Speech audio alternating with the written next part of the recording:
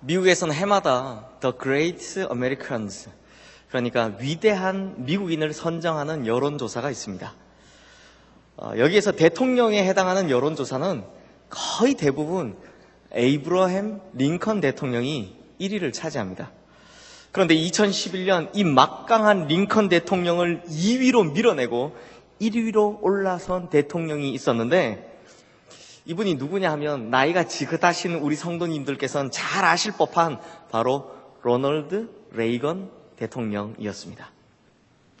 미국 일리노이주의 아주 작은 시골에서 태어나서 구두 수송공인 이 아버지 아래서 가난하게 자란 이 로널드 레이건은요, 마치 링컨처럼 정말 형편이 너무 어려서 공부를 제대로 할 수 없는 환경에서 자랐기 때문에 그의 어머니의 가르침이 매우 이 사람의 인생에 큰 역할을 했다고 합니다.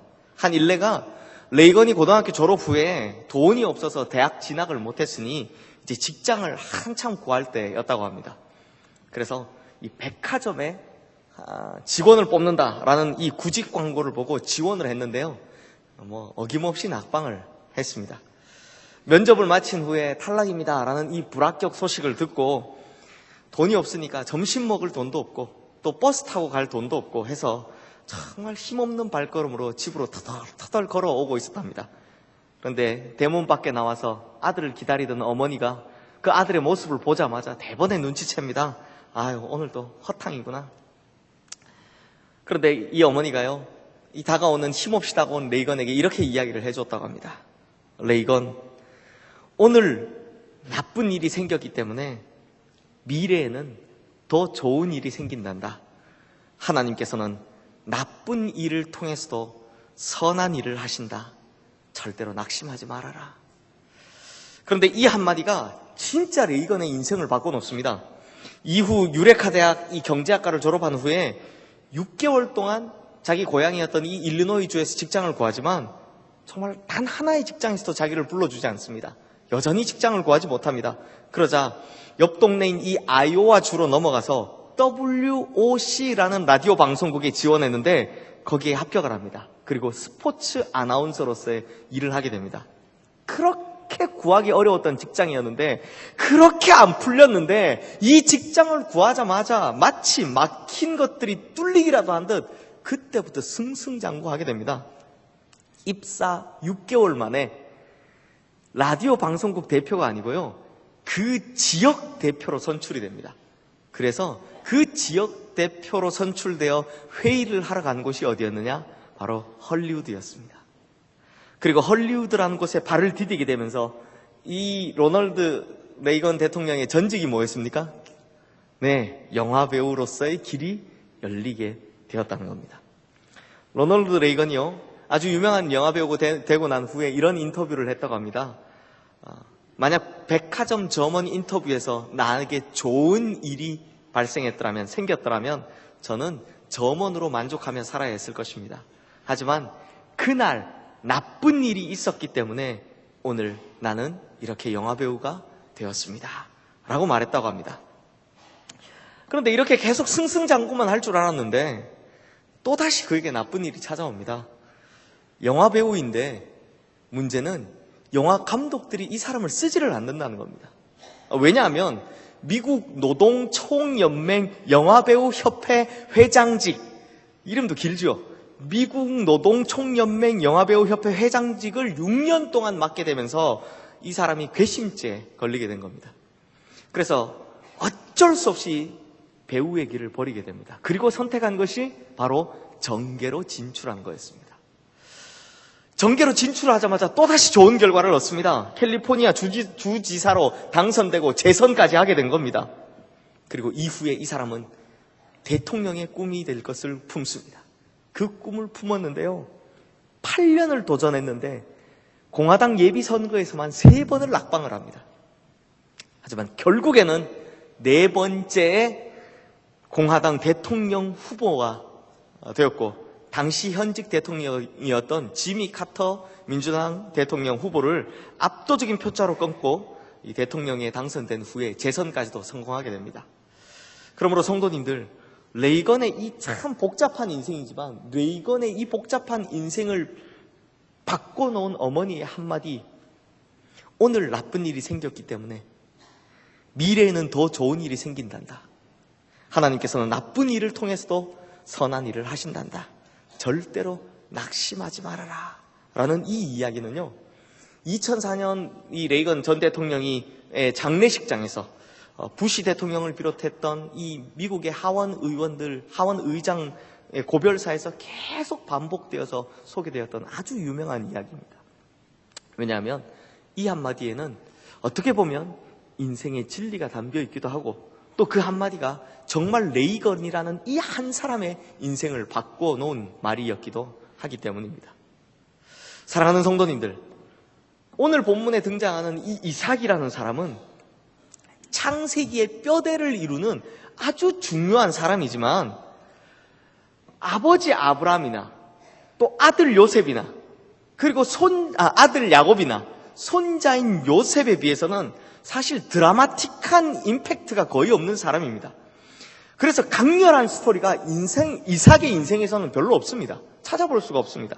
그런데 우리가 이 이삭을 주목해서 봐야 할 것은 이삭의 인생이 일반적인 인생, 즉 일반적으로 우리처럼 살아가는 우리네 인생을 잘 보여주고 있기 때문에 이 이삭을 주목해서 봐야 한다는 것입니다. 마치 앞서 본 레이건처럼 어떤 인생입니까? 역경과 축복이 막 뒤죽박죽 섞여 있는 인생, 그리고 역경과 축복이 마구마구 반복되는 인생, 흔히 우리가 살아가는 그런 인생을 이 이삭이 보여주고 있다는 것입니다. 오늘 본문이 기록된 창세기 26장의 첫 절의 시작을 보면 당시 배경 설명을 이렇게 해주고 있습니다. 아브라함 때 첫 흉년이 들었더니 그 땅에 또 흉년이 들매. 배경 설명치고는 너무 심각하죠. 흉년이 들고 또 흉년이 들었다고. 이 짧은 구절 안에 흉년이라는 단어가 2번이나 반복되고 있습니다. 즉 지금 이 이삭이 겪고 있는 상황이 상당히 어려운 처지다라는 것을 알려주고 있다는 것입니다. 그런데요, 이때 하나님께서 말씀하신 것이 참 독특합니다. 아브라함 때 흉년이 들었을 때는 하나님께서 아브라함이 혹시나 굶어 죽을까봐 애굽 땅으로 얼른 가서 피신하라라고 말씀해 주셨습니다. 그렇다면 이 보고 배운 대로 따라한다고 흉년이 들자 이 아들 이삭도 당연히 어디로 가려고 하겠습니까? 네, 애굽으로 가려 했습니다. 당연지사 자기 아버지인 아브라함처럼 자신도 애굽으로 이제 피신을 가려 했습니다. 먹을 것이 있는 땅으로 가려 했던 거죠. 그런데 하나님께서는 이번에는 좀 다른 말씀을 하십니다. 본문 2절 말씀을 보면 이삭에게 흉년을 피하여 애굽으로 가지 말고 하나님께서 지시하는 그 땅에 거주하라 라고 말씀을 하십니다. 그리고 그 지시하는 땅이 어디인지, 또 그곳에 머물면 어떻게 될 것인지에 대해서 하나님께서는 이런 말씀을 하십니다. 우리 다 함께 본문 위에 있는 창세기 26장 3절 4절 말씀을 함께 읽어보겠습니다. 이 땅에 거류하면 내가 너와 함께 있어 내게 복을 주고 내가 이 모든 땅을 너와 내 자손에게 주리라. 내가 내 아버지 아브라함에게 맹세한 것을 이루어 내 자손을 하늘의 별과 같이 번성하게 하며 이 모든 땅을 내 자손에게 주리니 내 자손으로 말미암아 천하 만민이 복을 받으리라. 하나님께서 지금 이삭에게 머무르라라고 하신 그 땅이 어디입니까? 놀랍게도 어디냐면 지금 흉년을 겪고 있던 바로 그 땅입니다. 바로 이 땅입니다. 이 땅이 어디냐? 1절과 6절 말씀에 보면 이 땅은 같은 흉년을 겪고 있었던 블레셋의 그랄 땅이었다라고 말해주고 있음을 볼 수 있습니다. 지금 흉년으로 굶어 죽을지를 걱정해야 하는, 그래서 다른 사람들은 다 살기 위해 먹을 것 있는 곳으로 다 떠나는 그때 하나님께서는 바로 이 땅에 머무르라 라고 말씀하셨다는 것입니다. 그러면 내가 너와 함께 있을 것이고 내가 너에게 복을 줄 것이다 라고 약속해 주셨다는 것입니다. 그러니 이 약속의 말씀을 들은 이삭이 어떻게 하겠습니까? 당연히 이 약속의 말씀을 믿고 그 땅에 머물렀던 것입니다. 그렇다면 성도님들, 한번 생각해 보십시오. 이렇게 어려울 때, 이렇게 지금 상황이 어려운데 이 정도로 하나님 말씀에 잘 순종했다면 그러면 어떤 결과를 얻어야 할 것 같습니까? 우리 생각에는 어떤 결과를 얻어야 할 것 같습니까? 뭐 마구마구 축복이 쏟아져야 할 것 같지 않습니까?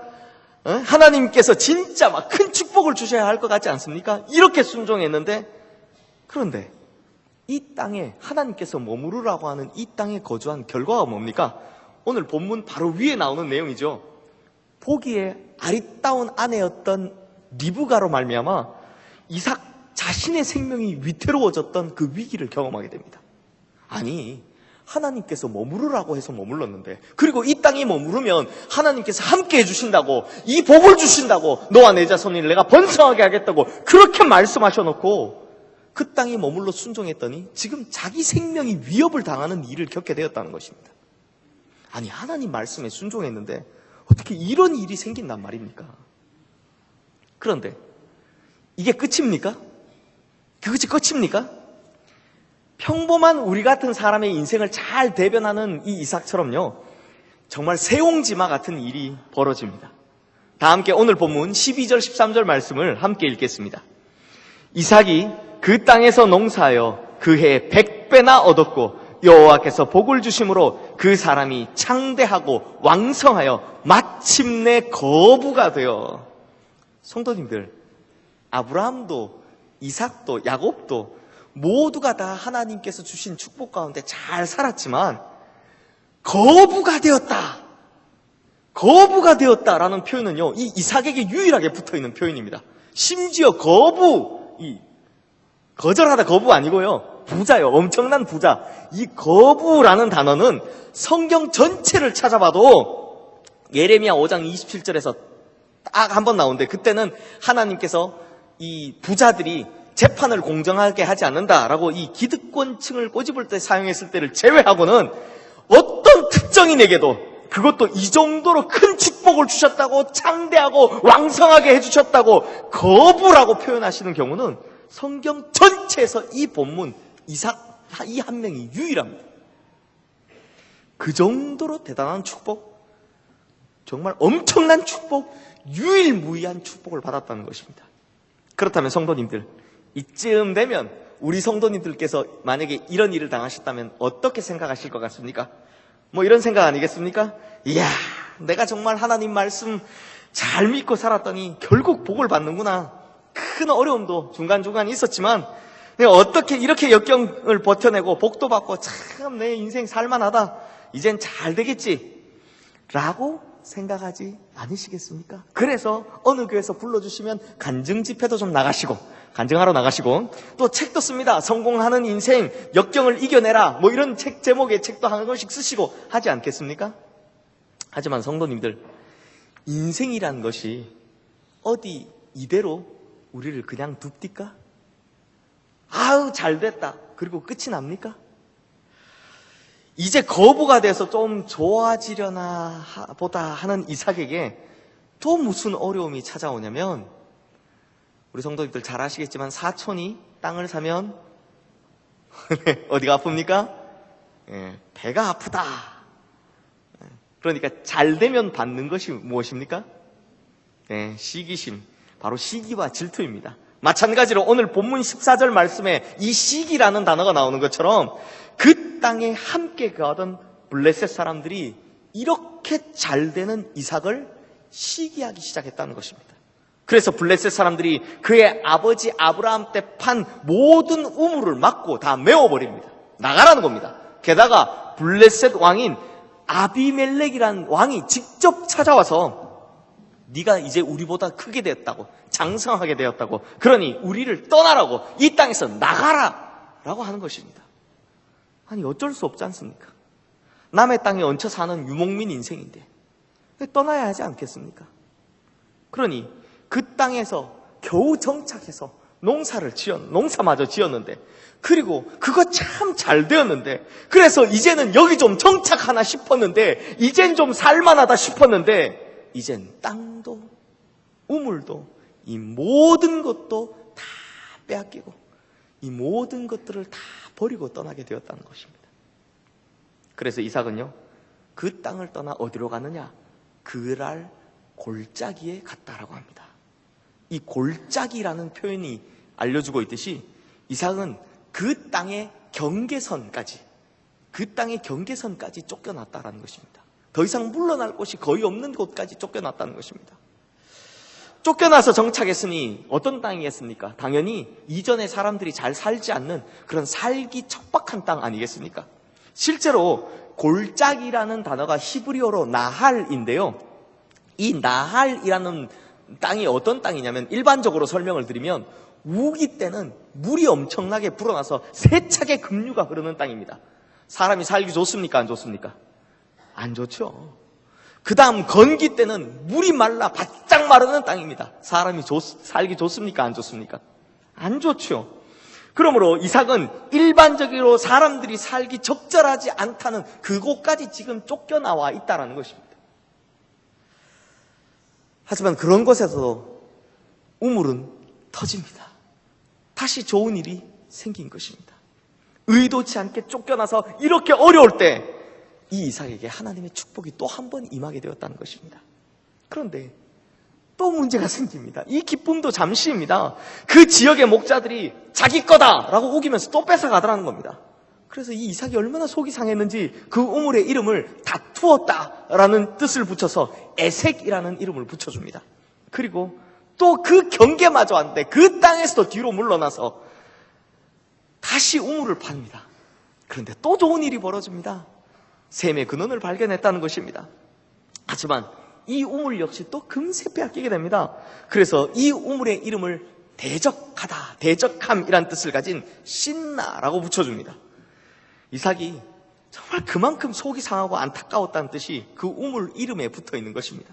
그리고 다시 거처를 옮겨서 밀려나 그 땅에서 우물을 팠고 이제는 다투지 않게 되었으므로 그 땅을 르호봇이라고 이름을 붙입니다. 이 르호봇이라는 말의 뜻은 넓다라는 것인데요.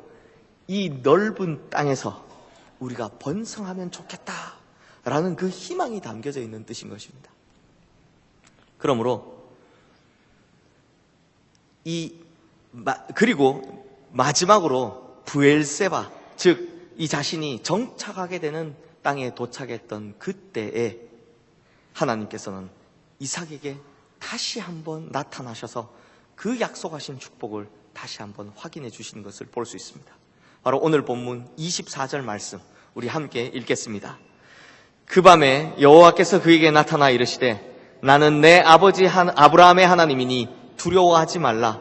내 종 아브라함을 위하여 내가 너와 함께 있어 내게 복을 주어 내 자손이 번성하게 하리라 하신지라. 아멘. 그리고 이 브엘세바에 정착하게 되었다라는 것입니다. 사랑하는 성도님들, 사실 이삭이요, 이 아버지 아브라함이나 아들 야곱과 관계되지 않고 이삭 단독으로만 나오는 이야기는 오늘 본문에 있는 창세기 26장의 이야기가 거의 유일합니다.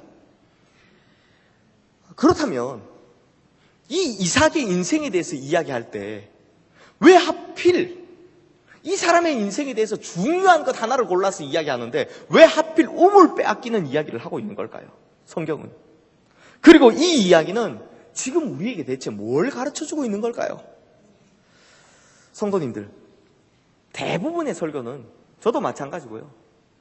역경을 지나고 고난의 시간이 지나고 나면 반드시 축복이 온다고, 반드시 좋은 날이 온다고 합니다. 그렇죠? 하지만 이것은 참 2차원적으로 생각하는 것입니다. 그래서 고난을 이겨내면 축복, 역경을 이겨내면 성공, 나쁜 일 다음에는 좋은 일, 무엇이든지 다 2차원적으로 해석을 하더라는 것입니다. 그래서 이것 다음엔 저것, 이런 방정식을 가지고 설교를 하고 있더라는 것입니다. 그런데 성도님들, 살아보니 어디 그렇습니까? 어디 그렇습니까? 우리가 인생을 살아보면 이 이삭의 복잡했던 이 우물 이야기처럼 아주 좋은 일과 나쁜 일이 복합적이고 혼재되어 있다는 것을 우리가 경험적으로, 살아본 경험으로 알 수 있다는 것입니다. 이것 하면 저것이 나오는 자판기가 아니라 우리의 인생이 너무 좋은 일과 나쁜 일, 고난과 역경과 축복과 그다음 이런 좋은 일들이 막 뒤섞여 있다는 것을 우리가 경험적으로 알 수 있다는 것입니다. 그래서 창세기 26장의 이 복잡한 이삭의 이야기는 바로 이런 혼재된 우리와 같은 인생의 모습을 잘 보여주고 있다는 것입니다. 좋은 일과 나쁜 일, 이것들이 뒤죽박죽 섞여서 나타나는 것, 그것이 진짜 우리가 살아가는 인생이라는 것입니다. 그래서 이 이삭은요, 전형적인 우리네 인생을 잘 보여주고 있다는 것입니다. 그래서 이삭의 이야기가 이거 하나가 지금 성경에 들어있다는 것입니다. 그러므로 성도님들, 중요한 것은 이삭처럼 우리도 이런 복잡한 인생의 여정 가운데서 한 걸음씩 결국에는 하나님께서 약속하신 그 축복을 향해 나아가는 것, 이것이 진짜 중요하다는 것입니다. 이삭의 인생 스토리가 그렇지 않습니까? 큰 흉년을 만났습니다. 그런데 하나님께서 말씀해 주신 것이 있어서 그 약속을 믿음으로 거기 머물렀더니 미모의 아내로 말미암아 자기가 죽을 뻔합니다. 이후에는 농사가 잘 되어서 또 좋은 일이 생겨서 거부가 되었더니 블레셋 사람들이 시기와 질투로 인해서 쫓겨나게 됩니다. 그리고 쫓겨난 곳에서도 파는 곳마다 우물이 터졌지만 그 지역 목자들에게 결국 다 뺏겨버리고 맙니다. 어떻게 보면 그의 삶의 순간순간마다 좋은 일 뒤엔 역경이, 역경 뒤엔 좋은 일이, 이런 혼재와 복잡함이 끊임없이 닥쳐왔지만, 그럼에도 이삭이 대단한 것은 결국에는 그 모든 일들을 다시 한번 축복의 약속으로 바꿔내더라는 것입니다. 분명 사람들은요, 이삭이 겪는 인생을 보면서 이렇게 말했을 것 같습니다. 어쩜 저렇게 재수 없는 사람이 있을 수 있냐고. 아니면 어떻게 저렇게 운이 없을 수 있냐고. 혹은 정말 설상가상의 연속이라고, 세옹지마의 연속이라고 이야기할지는 모르겠지만, 사실은 그런 역경 가운데서도 이삭의 인생은 약속된 축복을 향해서, 하나님께서 약속하신 그 축복을 향해 한 걸음씩 그렇게 다가가고 있는 인생이었다라는 것입니다.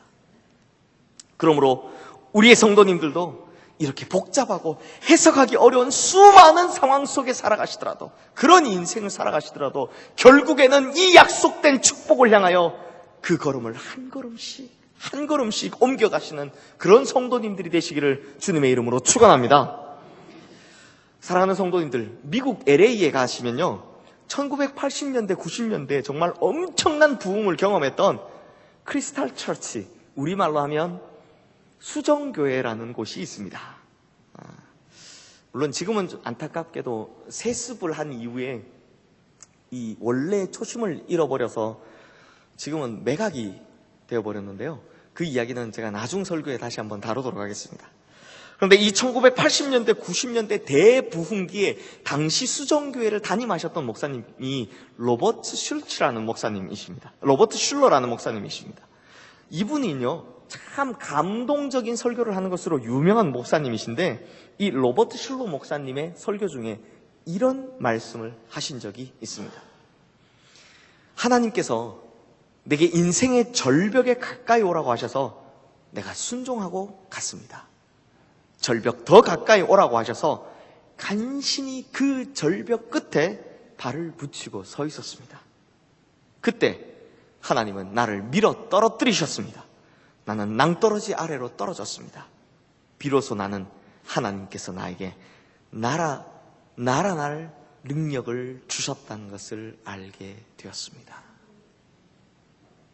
사랑하는 성도님들, 여기 계신 우리 성도님들 중에는 하나님의 말씀대로 살면 축복이 온다는 것을 믿고, 그 약속을 믿고 그 약속대로 살아가시는 우리 성도님들이 많이 계신 줄로 알고 있습니다. 하지만 말씀을 따랐기 때문에, 하나님의 약속을 믿었기 때문에 오히려 찾아오는 고난이 있고 더더욱 심해지는 역경을 겪을 때도 있습니다. 마치 하나님의 말씀에 순종해서 절벽으로 갔더니 더 가까이 오라고 하셔서 그 절벽 끝에 섰더니 결국 나를 밀어 떨어뜨려 버리셨다라는 이 로버트 슐츠 목사님의 설교처럼 말입니다. 하지만 중요한 것은 이렇게 해석하기 어려운 복잡한 인생의 순간에도 우리는 끊임없이 축복을 향해 한 걸음씩 자기 발걸음을 옮겨가는 것이 진짜 중요하다는 것입니다. 그러면 이 발걸음을 그리로 옮기면 비로소 내가 날아오를 수 있다는 것을 알게 된다는 것입니다. 그러면 비로소 우리가 그 축복의 위치에 설 수 있게 된다는 것입니다. 그러므로 우리 시흥의 모든 성도님들도 이렇게 복잡하고 혼잡하고 이해하기 어려운 인생의 순간을 살아갈지라도, 그래서 설상가상의 때도 있고 세옹지마의 때도 경험하게 될지 모를지라도 하나님의 약속된 축복은 여전히, 나를 향한 그 축복은 여전히 내게 있음을 믿고 그 축복을 향해 한 걸음씩 한 걸음씩 자신의 발걸음을 옮겨가시는 믿음의 성도님들 되시기를 주님의 이름으로 축원합니다. 그러면 하나님께서 이삭에게 다시 한번 그 축복을 확인해 주시고 결국에는 그 모든 약속들을 이루어 주셨던 것처럼 우리 성도님들에게도 반드시 하나님께서 다시 나타나시어 그 축복을 확인해 주시고 그 약속을 다 이루어 주시는 축복을 이루어 주실 줄로 믿습니다. 말씀을 마무리하겠습니다. 현존하는 최고의 리더십 강사라고 불리는 존 맥스웰 목사님이라는 분이 계신데요. 이분에 의하면 역경에는 유익이 있다라고 하면서 세 가지를 이야기를 하십니다. 먼저는 역경은 회복력을 창조한다 라는 것입니다.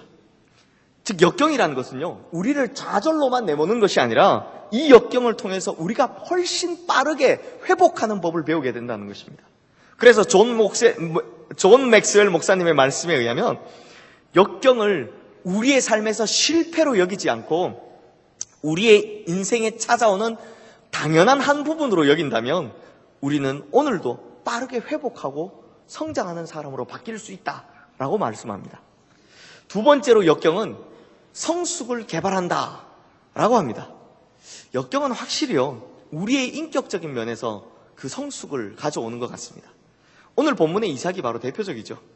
이삭은 이리저리 빼앗기고 쫓겨다닐 때 정말 화가 나고 혹은 분노로 다른 일을 공격한다든지 혹은 스스로를 막 갉아먹는 그런 일을 하지 않았습니다. 오히려 그 사건들을 통해서 이 사람의 인격이 점점점 더 성숙해갔다는 것을 볼 수 있습니다. 그래서요, 오늘 본문 아래에 보면 자기를 쫓아냈던 이 블레셋 왕 아비멜렉이 다시 자기를 찾아왔을 때 그러면서 야, 내가 널 보니 정말 하나님께서 너와 함께하는 것 같다고, 그러니 우리 화친 맺자고 서로 공격하지 말자고 했을 때 그에게 복수하거나 악으로 대하지 않고 더불어 살 수 있는 그 평화의 조약을, 화평의 조약을 맺은 것을 보면 이삭은 이런 역경을 통해서 성숙한 인격을 배운 사람이 확실하게 알 수 있다는 것입니다.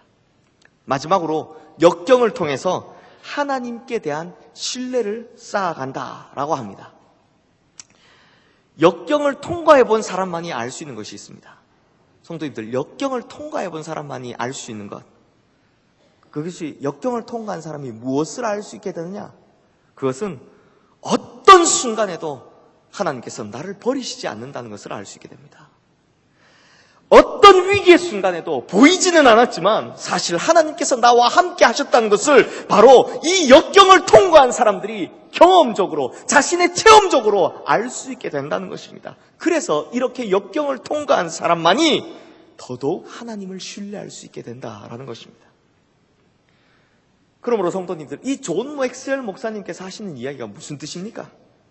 이 이야기를 한마디로 하면 역경과 고난도 사실은 하나님께서 약속하신 그 축복을 향해 가는 발걸음이라는 것입니다. 그래서 심지어 역경 속에서도 하나님께서는 우리에게 회복력을 더해 주시고 인격을 성숙하게 하시며 하나님을 더더욱 신뢰하게 하시는 그런 유익이, 그런 축복이 있다라는 것입니다. 그러므로 우리의 일상 속에서도 수많이 혼재된 상황, 역경이 지나 좋은 일이 있고 또 좋은 일이 지나 고난이 있고 그 고난이 지나면 또다시 승리가 있고, 이런 복잡하고 혼란스러운 것이 우리의 인생이고 우리의 일상이지만 그 가운데서도 명확한 것, 그것이 하나 있다는 것입니다. 그것은 바로 이 모든 것이 사실은 하나님께서 약속하신 축복을 향해 걸어가는 발걸음이라는 것입니다. 그래서 좋은 일이나 승리는 말할 것도 없고요, 이런 역경이나 고난조차도 우리를 축복으로 이끌어 가시는 하나님의 놀라운 계획 속에 있다라는 것입니다. 사랑하는 성도님들, 개인적으로 저 이번 설교를 준비하면서 참 어려웠습니다. 왜냐하면 인생이라는 것이 2차원적인 방정식처럼 그냥 그렇게 해답이 툭 튀어나오는 것이 아니라 정말 복잡하고 이해하기 어렵고 해답을 찾기 힘든 순간들이 너무나 많기 때문에 그럴 때 그 해답을 한마디로 이 설교 한 번으로 정의 내리기가 너무나 어려웠기 때문입니다. 그래서 처음 생각했던 거하고 설교를 쓰다가 너무 달라졌습니다. 처음엔 사실 저도요, 제목을 역경에서 축복으로 잡고 그냥 인생에 역경이 있으면 축복도 있습니다 라는 이야기를 하려고 설교를 쓰다가 인생은, 문 좀 닫아주십시오. 인생은 2차원적인 방정식이 같은 해답을 얻을 수 없습니다 라는 말을 제가 써놓고 처음에는 감탄을 했습니다. 아, 진짜 너무 좋구나 라고 했다가 그 다음부터 이걸 어떻게 써야 되는지를 모르겠더라는 겁니다. 그래서 설교를 쓰면 쓸수록 결론을 어떻게 써내려가야지 정말 고민을 많이 했습니다. 그래서 어제 밤늦게요, 설교 원래 온 거 탈고 다 해놓고 밤늦게 이 결론 부분을 싹 다 수정했습니다. 그래서 그나마 제가 부족하지만 해답을 하나 찾았다면 바로 이것입니다. 사랑하는 성도님들, 우리의 인생은 고난과 역경만 있는 것도 아니고 또 기쁘고 좋은 일만 있는 것도 아닙니다.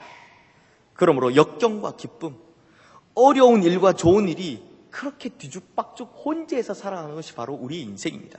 그런데 그 인생 가운데 확실한 것이 하나 있습니다.